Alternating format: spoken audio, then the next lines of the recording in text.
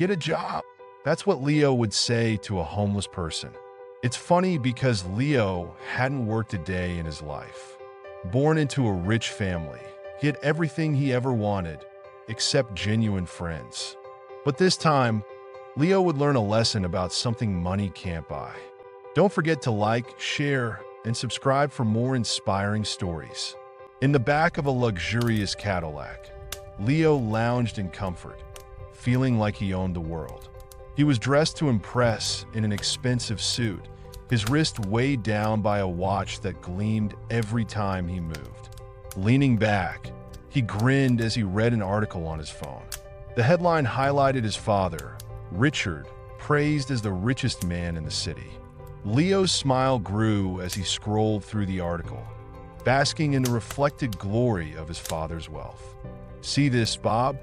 he called out to his driver, holding up the phone. "Another article about my father. He's famous, you know." "Yes, it's a great article, Mr. Leo," Bob replied, keeping his eyes on the road, his tone polite as always. Leo sighed dramatically, rolling his eyes. "Well, sure, he's rich and all, but he's still stingy when it comes to buying his son a new car. Can you believe that?" Bob glanced at him in the rearview mirror, the corners of his mouth twitching.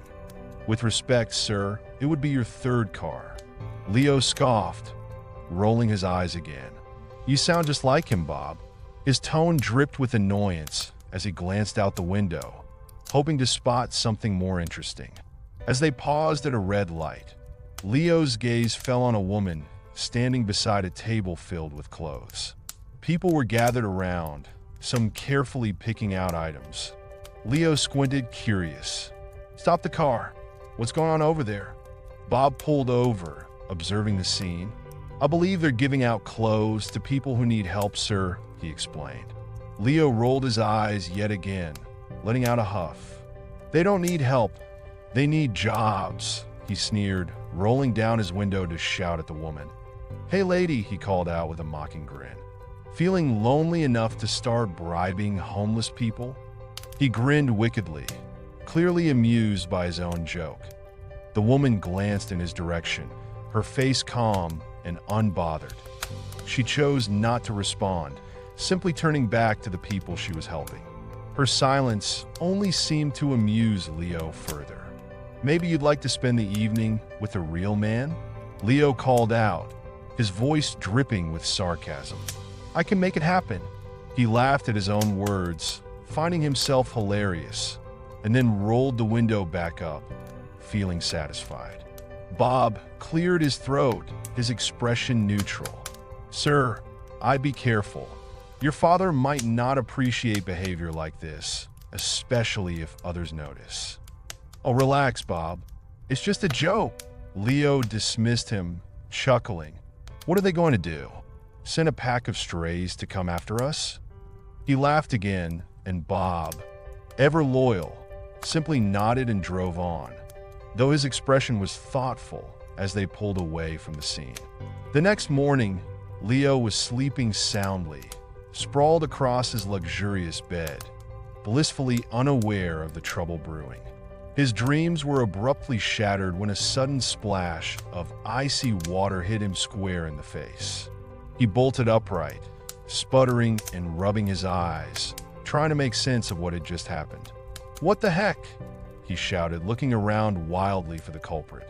Standing at the edge of the bed was his father, Richard, arms crossed and a stern expression on his face. "Unfortunately, a bucket of water won't fix the fact that you're a spoiled brat," Richard said, his voice dripping with disappointment. "Dad, what's going on?" Leo stammered, blinking in shock. Richard held up his phone, his jaw set in frustration.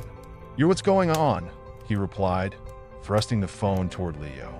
The screen displayed an article from the local news. Leo squinted, still dazed, and read the headline aloud.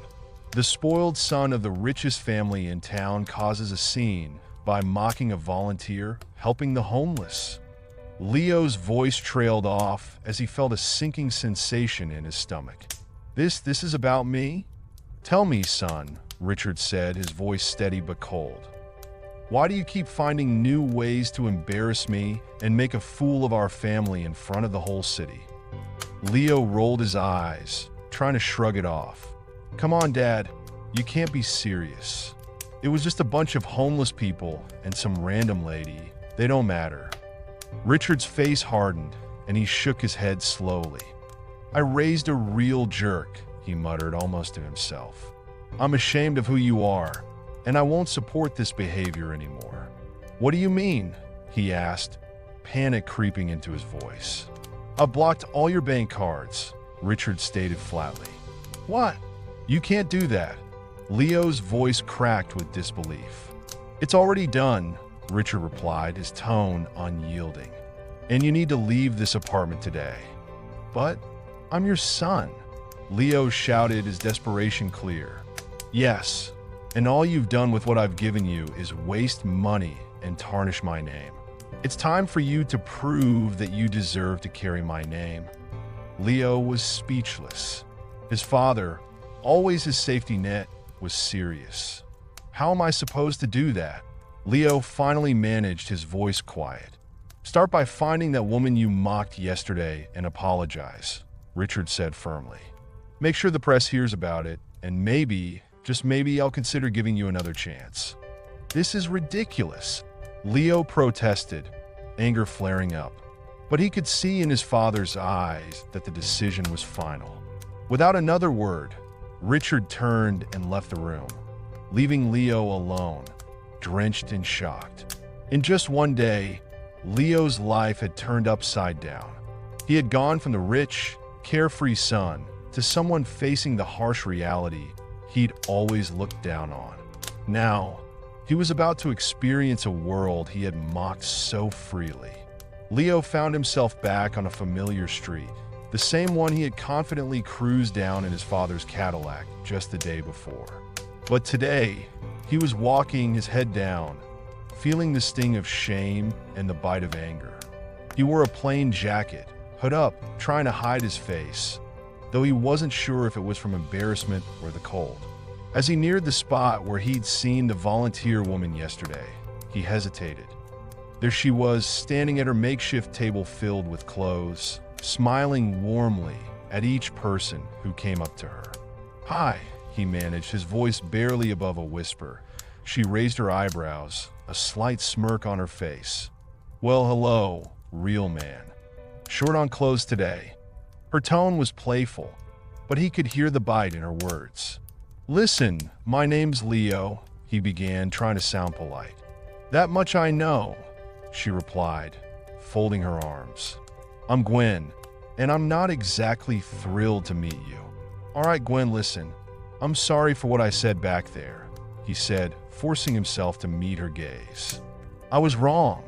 "Okay," she replied, her tone calm, as if his apology was no big deal. Leo felt a slight relief. "Great. So, could you maybe, I don't know, give an interview to the newspaper? Say this was all just a misunderstanding?" Gwen rolled her eyes, crossing her arms tighter. "Oh, I knew you wanted something.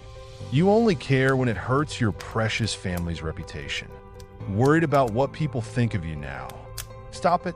You don't understand how serious this is," Leo snapped, his frustration bubbling up. "My dad took everything away because of that stupid article." Gwen smirked, shaking her head. "Oh, poor baby.